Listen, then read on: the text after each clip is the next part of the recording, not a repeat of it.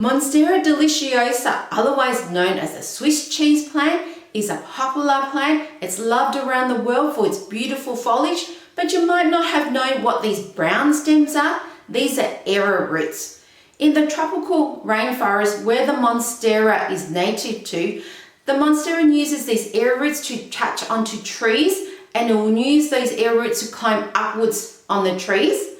The Monstera can also grow the roots downwards, and when it hits the ground underneath, it can grow new roots and thereby help the plant absorb more water and more nutrients to help it grow and flourish.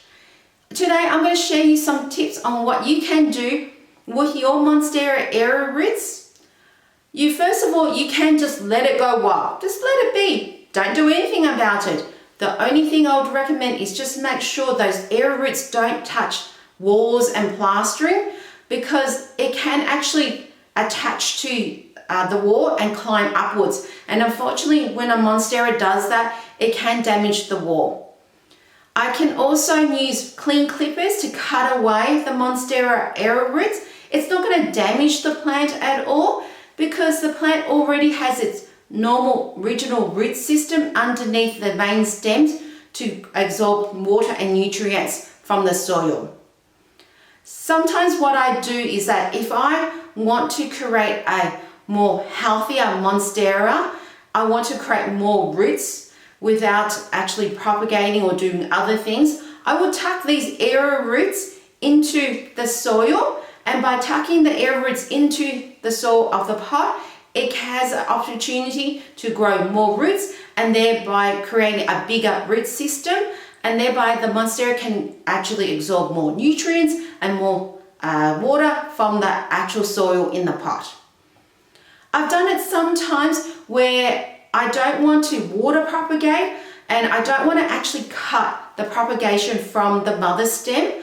I want to grow roots first before cutting it off from the mother stem. So what I do is I use moist sphagnum moss and I wrap it around the aerial roots and then wrap it around with either glad wrap or some plastic or some tissues, really whatever I have, and whereby the actual Monstera can grow new root systems on the aerial roots. And when there's a decent amount, like 1 or 2 inches of aerial roots and new root systems, I can cut it off from the mother plant and it's like a new propagation ready to go right into soil. I can also propagate it by popping those aerial roots into water, and that will also allow the Monstera to have an opportunity to grow new roots from there. I've also done it where I've grabbed a pot. I've actually grabbed a new pot. I popped a lot of aerial roots into the new pot with soil, and once again, new root system grows. And once I see enough root system there, I will cut the propagation off the mother plant, and thereby all I need to do is really just tuck it into the new pot, and I've got a new fresh Monstera to give away to friends and family. So that's all the tips I have in what you can do with Monstera Aerial Roots. If you have any tips of your own, leave it down in the comment section down below.